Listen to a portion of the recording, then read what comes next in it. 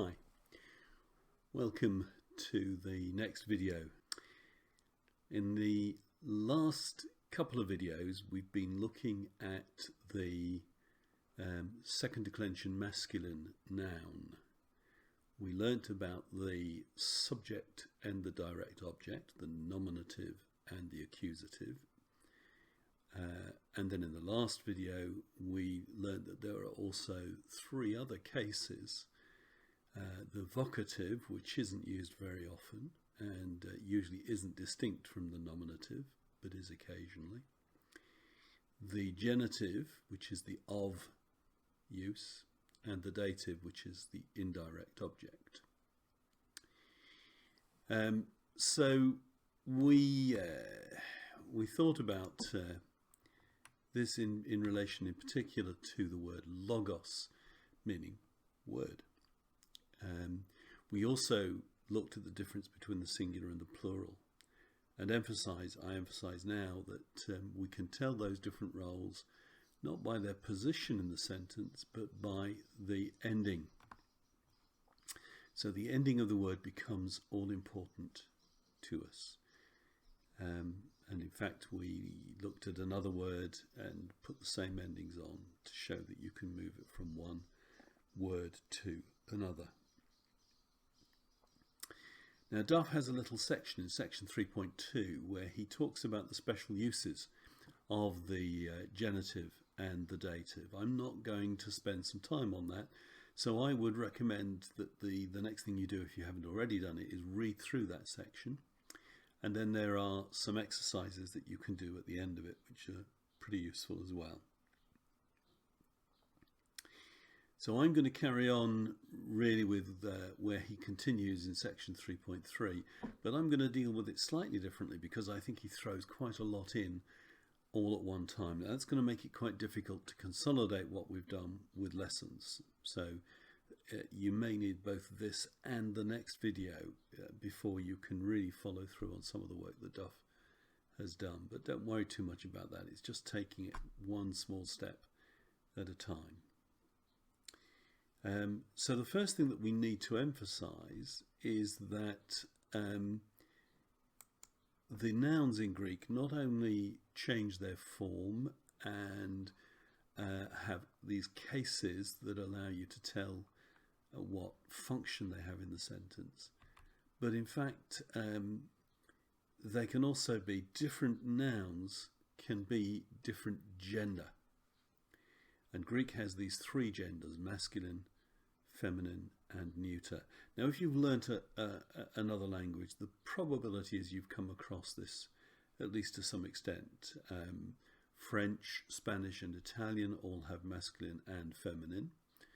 And German has neuter as well, just like Greek. And more exotic languages may well have this kind of distinction. So we need to be looking at how different words are formed in masculine, feminine and neuter in Greek. And on the whole, their role, their nature as one of these genders is visible from the shape of the word. Not always. And we'll come to that another time. But what I want to look at really at the moment is specifically, well, let's show you give you an example, give you a feel for these. And I'm showing you these, and I'm dealing with all three of these because Duff does.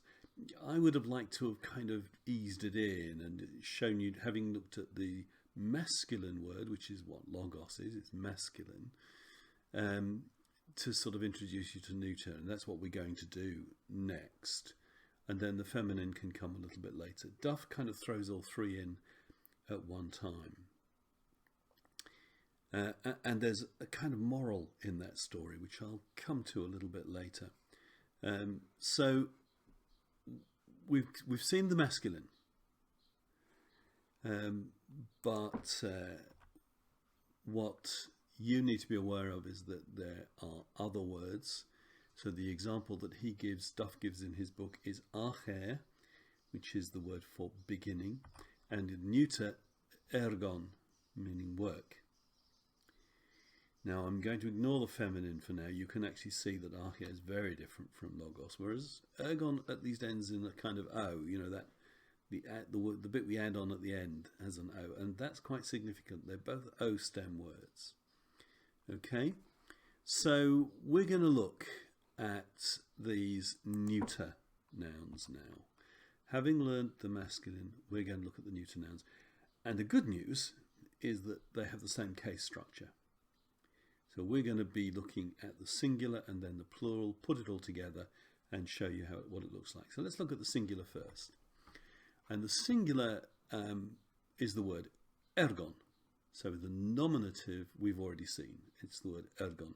And that's the word you'll learn. That's the word you would look up in the dictionary.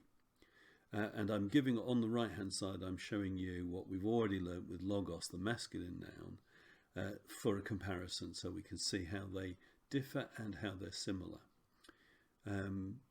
So if we go a little bit further, I'll look, first of all, we learned logos, we learned nominative and accusative. So I'm going to look at those. And you'll see with ergon that they're exactly the same. So although with the masculine, the accusative is slightly different from the nominative, with the neuter, they're the same. Now, remember that you can tell the function of a word not by its position in the sentence, but by its form. And that actually means that with neuter nouns, there is room for confusion. They can be ambiguous because now you can't tell from the shape of the word whether it's nominative or accusative or indeed vocative. It doesn't really help very much with work because you're not likely to say, oh, work. But there are some other nouns. Young children are often neuter, so paidion.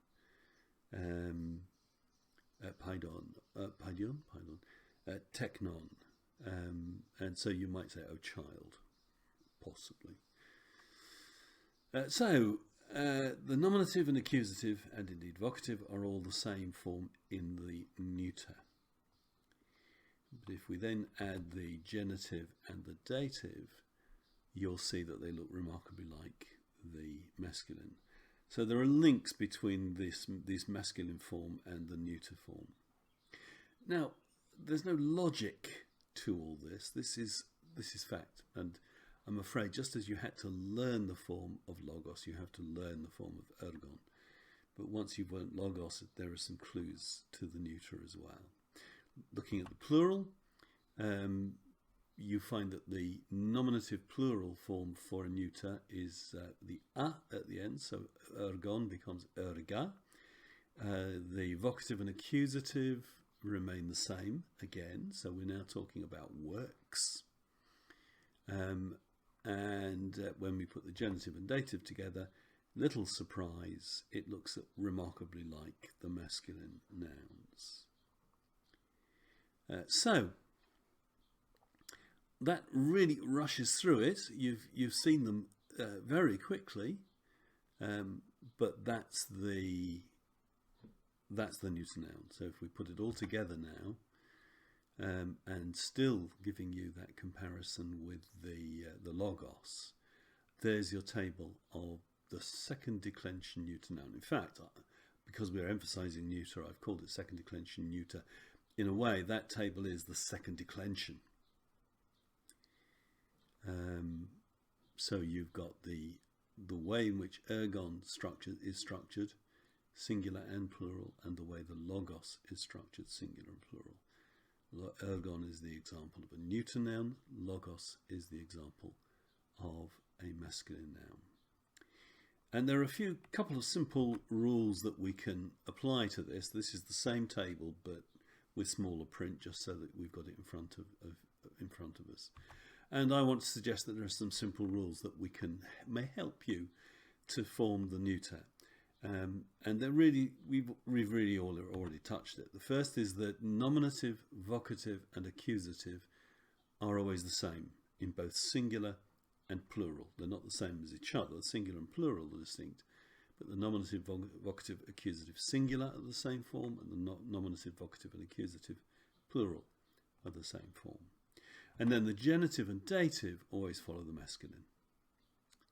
So not too much to learn in a way once you kind of work through all that.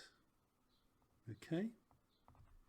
And having said that for the masculine and the neuter, I now introduce you to the feminine. And I'm sorry to throw all this at you in one go. This actually leads us to section 3.3.2 in Duff. But he has kind of thrown it all together, and therefore I have to kind of give it to you pretty much in one go as well. So we learn the same structure. And I've thrown it all down rather than stepping through it like I did with ergon and indeed with logos. Because as time goes on, we have to get used to kind of just learning these structures. If we were learning a modern language, and I think I said this right at the beginning, if we were learning a modern language, you would start with very simple sentences and phrases. My name is, I'm so many years old, hello, goodbye. We don't have that luxury with the classical languages. They're thrown at us. And essentially the textbooks really are simply tables. They're showing us tables. They break it down a little bit. They take us step by step through it maybe. But they do just throw these tables at us. This is what Duff is doing. And so we have to get used to the idea that we're learning these tables. And so effectively, when we learn a new noun, we have to learn the base form, which in this case is acher, and then we say, okay, what are the 5 cases? What is the singular and the plural? So you've got these 10 forms that you learn. In most cases, the vocative is the same as the nominative. And you'll notice, in fact, in Duff, he doesn't even bother giving you the vocative because you encounter it so rarely. So basically now you have to look at this and you have to kind of work out the different structures that occur in the 4 cases, the 2, and the singular and plural, and really just learn it. I'm afraid it is just learn it. Now there's a little more. The first declension feminine has a few little wrinkles that we need to look at before we're finished. And because of that, there is a little bit you could do at the end of section 3.3.2, but he's thrown so much together, I suggest you kind of stop there. Make sure you've got all this under your belt before you move on to the next part of the section. But unfortunately, there aren't any exercises or many exercises that I can give you that use what we've learned so far. We need to carry on with the next video before you get the exercises. So I'll see you in the next video.